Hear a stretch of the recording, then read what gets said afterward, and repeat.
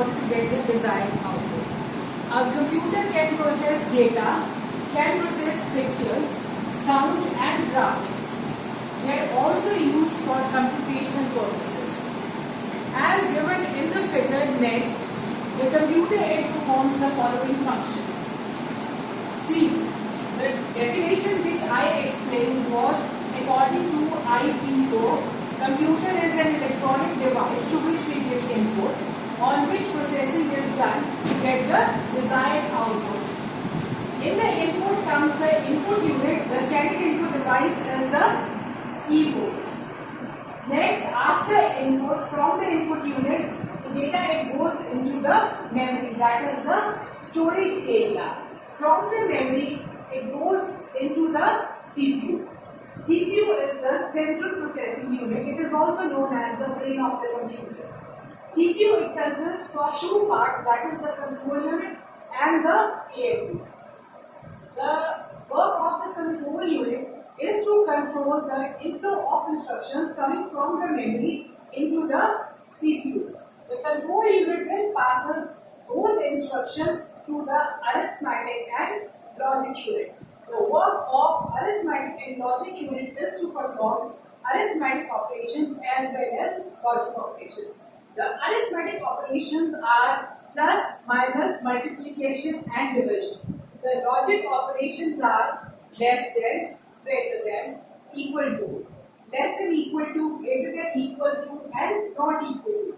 After the computations have been performed, the result is given back to the storage, that is into the memory, and from the memory it is displayed onto the output unit. The standard output unit is the console or the monitor on which the output first of all appears. The things that I have explained are written here.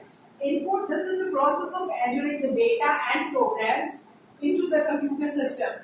You should know that computer is an electronic machine like any other machine which takes as inputs raw data and performs some processing giving out processed data. Therefore, the input unit takes data from us to the computer in an organized manner for processing. The input that we give is considered to be raw facts and figures, which on processing gives us the information. Then comes the storage unit. The process of saving data and instructions permanently is known as storage. Data has to be fed into the system before the actual processing starts. It is because the processing speed of the CPU is so fast that the data has to be provided to CPU with the same speed. That is, the speed of the memory and that of the CPU has to be in synchronization. See the previous diagram. This diagram, the data whatever is given here in the memory, the speed of the memory as well as that of the CPU, it should be in synchronization. ये speed दोनों की match करनी चाहिए. हर चीज आप देखते हैं ये चलती है.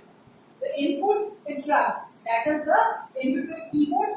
It has some speed, which is electromechanical device. Even the memory, it also runs. It also has the speed. The speed of the memory unit and the CPU. It should be in synchronization so that the data that is coming from the memory into the CPU is absorbed or is taken by the CPU at the same speed. Therefore, the data is first stored in the storage unit for faster accessing processing. The storage unit or the primary storage of the computer system is designed to do the above functionality. It provides space for storing data and instructions. The storage unit, that is the memory unit, performs the following functions. All data and instructions are stored here. Intermediate results of processing are also stored here. Whenever we enter the data from the input unit, it first of all gets stored into the memory. And after the processing has been done, again the processed result, that is the processed data, the result is again stored into the memory. Processing is actually the work that is done on the data. The task of performing operations like arithmetic and logic operations is called processing. The CPU takes data and instructions from the memory and makes all sorts of calculations based on the instructions given. The instructions may be either arithmetic or logical. That is, it may perform either addition, subtraction, multiplication, division, or it may do the comparison purpose. It is used for comparison purpose. It is then sent back to the memory. This is again the block diagram in which the data is first given to the input unit. From the input unit, it is given to the storage, that is the memory. From the memory, it goes into the CPU. CPU is the central processing unit, the brain of the computer, which is divided into two parts, the control unit and the arithmetic unit. The control unit controls the inflow of instructions coming from the storage unit. After this, the instructions are given to the arithmetic and logic unit, where the arithmetic as well as logic operations are performed. After the results have been calculated, it is given back to the storage unit. From the storage unit, it is displayed onto the monitor. The computer contains 5 parts, that is the memory unit, ALU, input unit, output unit and control unit. The central processing unit is known as the brain of the computer. It transforms raw data into useful information. CPU is responsible for all sorts of processing. It has 2 parts, ALU and control unit.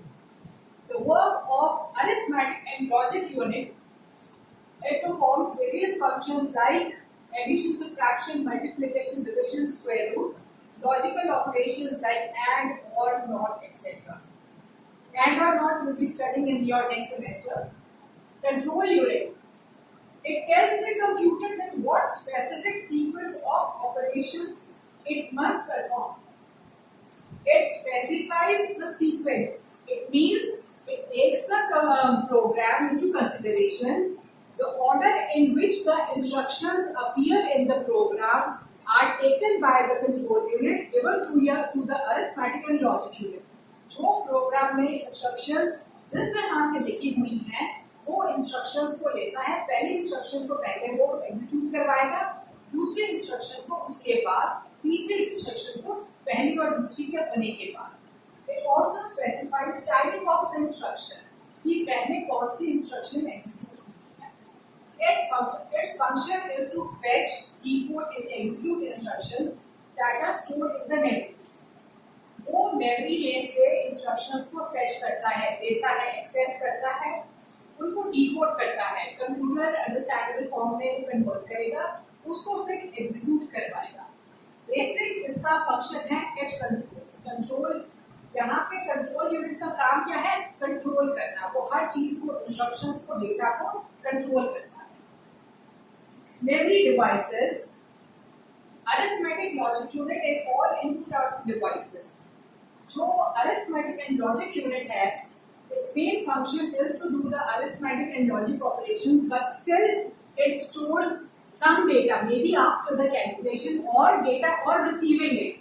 जो data control unit से आता है, वो arithmetic और logic unit के पास जाता है. तो थोड़ी देर वो data ALU के पास भी रहता है.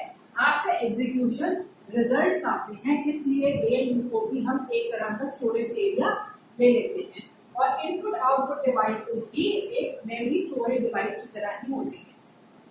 We have main memory. Main memory is also called the primary memory or the internal memory. Computer की अपनी एक मेमोरी होती है which is known as the main memory. Memory is used to store data temporarily or permanently. Data stored in memory can be used for required tasks. जो हम, जैसे हमारे पास एक रफ कॉपी होती है जिसके अंदर हम कुछ भी लिख लेते हैं, इसका मतलब ये है we are storing some information, चाहे वो रफ काम के लिए है या परमानेंट हम उसके ऊपर कुछ लिख रहे हैं, नोट्स बना रहे हैं.